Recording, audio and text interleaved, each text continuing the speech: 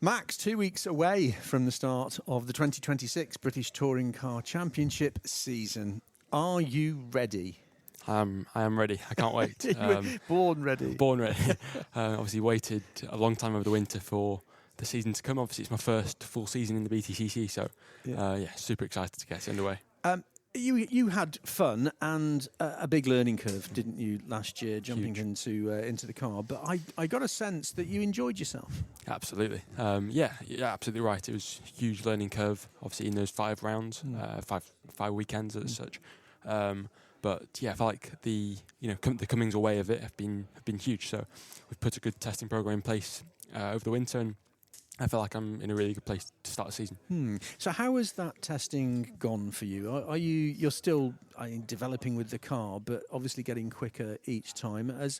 Have you been happy and learned more from that testing time? Yeah, 100%. So obviously been to a few different tracks in the last couple of weeks. Just trying to get a base of where we are. Obviously been working on my side over the winter, so I feel like the testing's gone well. So I give my own expectations to what I feel like I can do, and hopefully I can match that this year. Yeah, you say working on your side. Is that your fitness side of things, or using the sim, or both, or what? Everything. Okay. Every little bit just to make 1% better. So if that's fitness, going for a run, or going to the gym, or eating better, or going on the sim. So I've been training a lot on the sim. So just trying to stay sharp, whilst we can't be testing, in the months where it's really cold. Yeah. When you jumped into the car last season, what was not the biggest surprise, but the biggest thing that you had to take on board? Was it that the car was significantly different to what you'd driven before, or was it just the pure racecraft of elbows out, rubbing his racing BTCC? Yeah, I mean, everything you said spot on, really. I mean, obviously the car was a lot faster, and I feel like I had to adapt to that fast, which I feel like I did. But on the other side, like you said, the racecraft and the adaptability to be on that 101% pace from lights out. That's obviously where I struggled with at the start, but I feel like I improved on that. Obviously made a few errors on my side, obviously. Not thinking ahead as much as I would have liked to, or I can do in hindsight when looking back or watching the race back. So just trying to tweak on that for obviously this year, and see where I can improve, like almost the easy wins. The easy wins are the ones you can always improve on. So yeah. I mean, from the start last year, you were showing your ability. You were putting some quick times in qualifying, whatever. It didn't quite always come good in the race, did it? But I mean, that is part of that learning experience. This season, you come in with that experience under your belt. There's a couple of new drivers in as well, and the format for qualifying, which we'll talk about in a second, has changed. Do you think that gives you more of a sense of that you can get in that mix more now? Yeah, absolutely. Obviously, like you said, we'll come on to the new quali, but just on the basics, I feel like I've got the experience and the racecraft now. Like I've developed quite fast in that half a year. So I feel like I'll be from round one, I'll be able to come in with a good stab at getting some good finishes.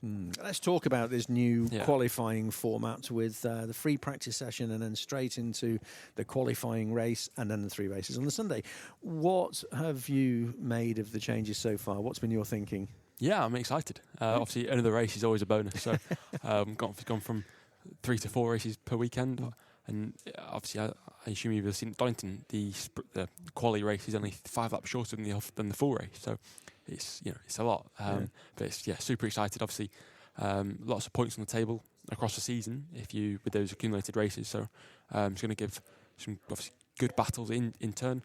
But at the same time, it's just going to bring almost, I expect, a form of chaos in terms of just how tight the quali and the quali race are together. So because there's points to be had in the quali race as well, which means that there is going to be an awful lot of people clamouring for those top slots. 10 points to win is a lot. Exactly, it is. If you think a fastest lap's only worth a couple, everyone's going to be after those big points. So don't expect anyone to be sitting back or thinking they've got another race tomorrow. It'll be all guns blazing. So what have you sort of laid down as a marker in your own mind, Max, as to what you want to achieve by, let's say, the summer break after the first 4 rounds? Obviously, first and foremost, for qualifying, trying to get more consistent. If that's top 10, if it's top 12, if it's obviously better, then that's great. But trying to work on that is definitely my priority. Just trying to get it consistent as well. So obviously the qualifying format has changed this year. Obviously there's no top 6, there's no sort of like Q2s as such and Q3s. And with the regulations going into the quali race, it's going to be really crucial to get your laps in at a really early point. So I've been trying to work on that, and so I can go out and put in the fast times straight out the box. So that's one of my learnings taken into the year. Obviously, still in the Jack Sears, so that'll be one of the goals to come in with that at the end of the season. But at the same time, obviously I've got my own expectations of where I want to be finishing the races. So if I look back after the weekend, I know I've met those, and I'll be happy. So do you feel that you've got sort of working with your engineer? Do you feel you've got your Toyota where it needs to be 2 weeks ahead of the season?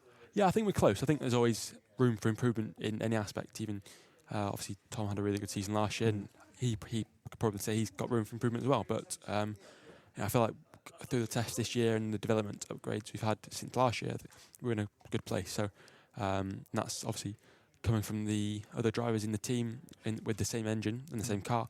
That's foreshadowed within our testing program.